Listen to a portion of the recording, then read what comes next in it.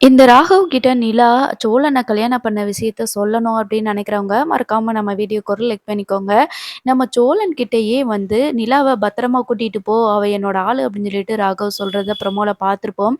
So, இப்ப சோழனுக்கு எப்படி இருக்கும்? தன்னோட ஒய்ஃபையே இன்னொருத்தன் ஆளுன்னு சொல்லும்போது கேட்கும்போது எப்படி இருக்கும்? இப்ப சோழன் வந்துட்டு இந்த நேரத்துல ராகவ் கிட்ட வந்துட்டு உண்மைய சொல்லலாம் அப்படின்னு சொல்லிட்டு நினைக்கிறாங்க.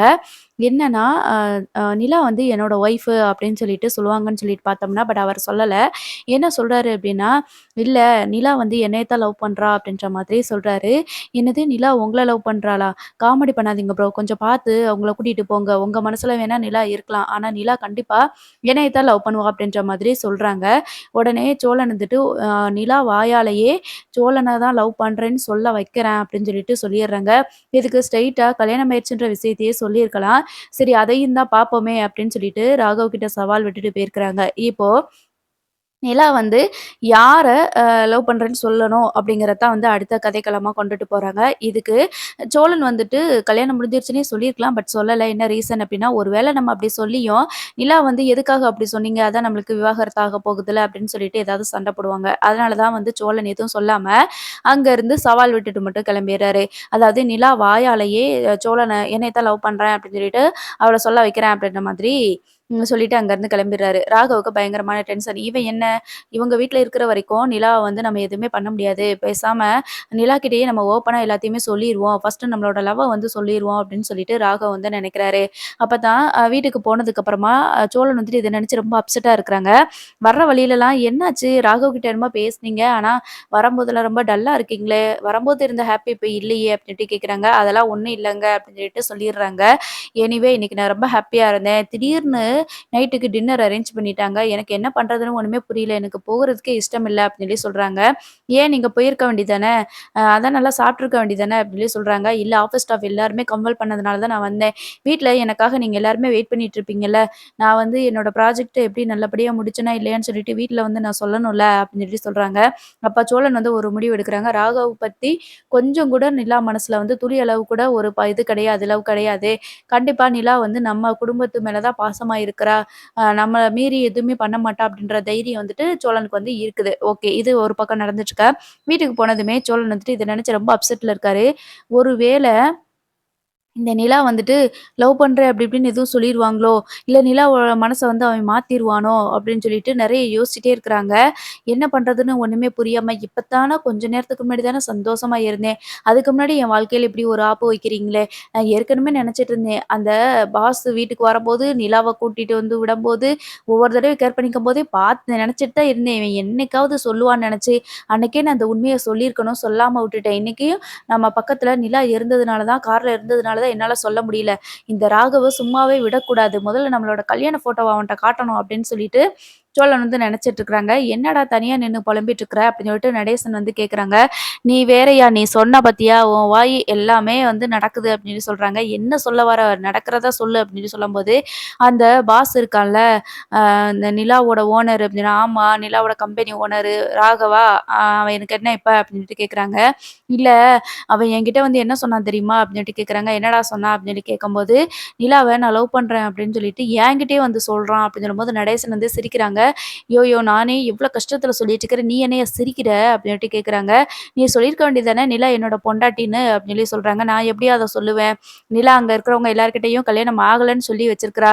நான் அவன்கிட்ட போய் நிலா என் பொண்டாட்டின்னு சொல்லிட்டு சொன்னா என்னடா என்ன ஆகும்?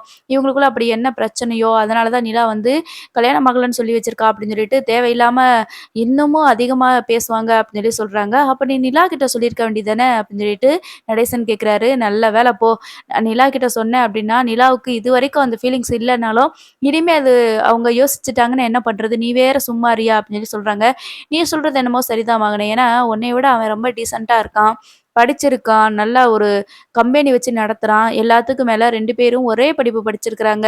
ஸோ கல்யாணம் பண்ணிக்கிட்டா நல்லது தானே. மேட் ஃபார் ஈச் அதர் தான் 2 பேரும் அப்படின்ற மாதிரி நடேசன் பங்குக்கு அவர் வேற கடுப்பேத்திட்டு இருக்கிறாரு. "நீ சும்மா இருயா. இத்தன நாளா என் வாழ்க்கையில எவனும் குறுக்கிட மாட்டான்னு நெனச்சேன். இப்ப இவன் வந்துட்டு இருக்கிறான். என்ன பண்றதுன்னு எனக்கு ஒண்ணுமே புரியல" அப்படின்னு சொல்லி சொல்லும்போது, "மை சன் உன் லைஃப் அவ்வளோதான் காலி" அப்படின்னு சொல்லிட்டு சொல்லிர்றாரு. "நீ வேற விவாகரத்து குடுக்குறேன்னு சொல்லிட்டியா? ரைட் இனி ஃப்ரீயா நிலா வந்துட்டு கல்யாணம் பண்ணிக்கலாம்" அப்படின்ற மாரி சொல்றாங்க. "தேவையில்லாம எதுவும் பேசாத. உன்கிட்ட போய் சொன்னேன் பாரு" அப்படின்னு சொல்லிட்டு சோழன் வந்து கன்ஃப்யூஸ் ஆயிட்டு இருக்கிறாங்க. இத இப்படியே விடக்கூடாது. கண்டிப்பா நம்ம வந்து அந்த ராகவ் கிட்ட சவால் விட்ட மாதிரியே, நிலா வாயாலேயே சோழன தான் லவ் பண்றேன். சோழன் தான் என் புருஷன் அப்படின்னு சொல்ல வைக்கணும் அப்படின்னு சொல்லிட்டு, அ சோழன் வந்து நினைக்கிறாங்க. ஸோ இப்படி அவரு மனசுக்குள்ள போட்டு கன்ஃப்யூஸ் ஆயிட்டுருக்கும்போது, நடேசனுக்கும் கொஞ்சம் ஃபீல் ஆகுது. என்னடா இது பையனோட வாழ்க்கை இப்படி போயிருச்சே அப்படின்னு சொல்லிட்டு ஒரு நிமிஷம் யோசிக்கிறாரு. சரி நம்ம போய் இதெல்லாம் சொல்லிடலாமா அப்படின்னு சொல்லிட்டு ஒரு பக்கம் யோசிச்சுட்டு இருக்கிறாரு. பேசாம அந்த பாஸ பார்த்துட்டு நடந்த விஷயங்கள சொல்லுவோம். கூடிய சீக்கிரம் இவங்க ஒண்ணு சேர்ந்துருவாங்கன்னு சொல்லுவோம் அப்படின்னு சொல்லி அவர் நினைக்கிறாரு. அதுக்கப்புறமும் இல்ல அவங்க விவாகரத்து வாங்க போறாங்க அப்படின்னு நினைச்சுக்கிட்டா, இன்னமும் ஸ்ட்ராங்கா இந்த ராகவ் வந்து ஏதாவது பண்றதுக்கு வாய்ப்பு இருக்குது. அதனால இது கொஞ்ச நாளைக்கு இத அப்படியே விடுவோம். என்னதான் நடக்குதுன்னு பார்ப்போம் அப்படின்னு சொல்லிட்டு நடேசன் வந்து அமைதியா இருக்கிறாரு. இப்போ சோழனுக்கு வந்து மறுநாள் நிலா வந்து அந்த ஆஃபீஸ்க்கு போறதுக்கு, அனுப்புறதுக்கு மனசே இல்ல. அதனால கேட்குறாங்க, "இத்தன நாளா உட்காந்து வேலை பார்த்துட்டு இருந்தீங்கல்ல, அதான் ப்ராஜெக்ட்ட சக்சஸ்ஃபுல்லா ஃபினிஷ் பண்ணிட்டீங்கல்ல, இன்னமும் என்ன திருப்பி ஆஃபீஸ்க்கு போறதுக்கு ஒரு 2 நாள் லீவ் போட முடியாதா நீங்க?" அப்படின்ற மாதிரி கேட்குறாங்க. "ஐயய்யோ! அதெல்லாம் லீவ் போட முடியாது. அது எப்படி லீவ் போட முடியும்? நான் கண்டிப்பா போயே ஆகணும்." அப்படின்னு சொல்லிட்டு சொல்றாங்க. "இல்ல நான் வேணா கொண்டு வந்து விடட்டுமா?" அப்படின்னு சொல்லி சொல்றாங்க. "இல்ல நீங்கலாம் விட வேணாம். நானே பத்திரமா போயிருவேன். ஒரு தடவ தான் நான் வந்து லேப்டாப்ப மிஸ் பண்ணிட்டேன். ஒவ்வொரு நாளும் அப்படியே இருப்பேனா? இல்லைன்னா ஒவ்வொரு தடவையும் அப்படியே யோசிச்சுக்கிட்டு இருப்பேனா? நான் கண்டிப்பா இந்த தடவ கேர்ஃபுல்லா பார்த்துக்கிருவேன். சரியா?" அப்படின்ற மாதிரி சொல்றாங்க. இப்போ சேரனுகிட்ட, "சரி அதான் நிலா பார்த்துக்கிறேன்னு சொல்லுதுல்லடா, பார்த்துக்கிறட்டும்." அப்படின்னு சொல்லும்போது, "யாருமே என்னோட காதல புரிஞ்சுக்கவே மாட்டேங்கிறாங்க. இந்த குடும்பமே போதும் எங்கள பிரிச்சு விடுறதுக்கு." அப்படின்னு சொல்லிட்டு சோழன் மனசுக்குள்ளேயே நெனச்சுக்கிறாரு. ஸோ, இப்ப ராகவ் வந்து நிலா ஆஃபீஸ்க்கு வந்ததுமேனு அவரு என்ன பண்றாரு அப்டின்னா, எப்படியாவது சோழன் கிட்ட இருந்து பிரிக்கணும் இல்லையா? அதனால என்ன சொல்றாங்க அப்டின்னா, "நீங்க எதுக்கு நிலா அங்கருந்து வந்துட்டுருக்கீங்க? உங்க நீங்க பேசாம இங்க ஏதாவது பக்கத்துல நம்ம கம்பெனி பக்கத்துல ஏதாவது பிஜி ஹாஸ்டல் பார்த்து தங்கிலாமே! இல்ல இந்த திவ்யா தான் இருக்காங்களே! அவங்களோட ஹாஸ்டல்ல தங்கிக்கலாமே!" அப்டின்னு சொல்லி சொல்றாங்க. "ஏன் ராகவ்? எனக்கு அந்த வீடு கம்ஃபர்டபுளா தான் இருக்குது. நான் ஏதாவது சொன்னேனா உங்ககிட்ட வந்து? எதுக்கு நீங்க அதெல்லாம் கேட்குறீங்க?" அப்டின்னு சொல்லி சொல்றாங்க. "இல்ல நான் கேட்குறேன். அங்க உங்களுக்கு சேஃப்டி இல்லாத மாரி எனக்கு தோணுது." அப்டின்னு சொல்லி சொல்றாங்க. "சேஃப்டி இல்லாத மாரி தோணுதா? எங்க சேஃப்டி இருக்குன்னு எனக்கு தெரியும் ராகவ்." அப்படின்ற மாதிரி நிலா சொல்லிட்டு வந்துடுறாங்க. உடனே திவ்யா இருந்துட்டு, "பாத்தியா பாஸ்கர் உன் மேல பொசசிவ் இருக்குது. அதனால தான் உன்னைய அங்க இருக்க வேண்டான்னு சொல்றாங்க." ஏற்கனவே சோழன் வரும்போதெல்லாம் ராகவுக்கு சுத்தமா பிடிக்காது. நேத்து ராகவ் வேற சோழன் வந்து உங்கள கார்ல கூட்டிட்டு போகும்போது ராகவ் ரொம்பவே அப்செட் ஆயிட்டாரு அப்படின்ற மாரி சொல்றாங்க. "இது என்ன இப்படி பண்ணிட்டு இருக்கிறாரு இவரு?" அப்படின்னு சொல்லிட்டு நிலா வந்து யோசிக்கிறாங்க. சரி இவன் இப்படிதான் இருப்பான். அதுக்கு நம்ம என்ன பண்ண முடியும் அப்படின்னு சொல்லிட்டு அப்படியே இருக்கிறாங்க. ஏன்னா கம்பெனி மொத்தமும் தெரியுது நிலா மேல வந்து ராகவுக்கு லவ் இருக்கு அப்படிங்கிறது. நிலாவால இத புரிஞ்சுக்க முடியல அப்படின்னு சொல்லும்போது கொஞ்சம் ஓவரா தான் இருக்குது.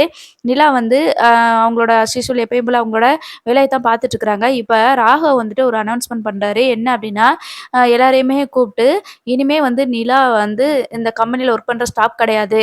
அதுக்கும் மேல" அப்படின்னு சொல்லும்போது, அங்க ஆஃபீஸ்ல இருக்கிறவங்கலாம் ஒரு மாதிரியா எல்லாருமே சிரிச்சுக்கிட்டே கை தட்டுறாங்க.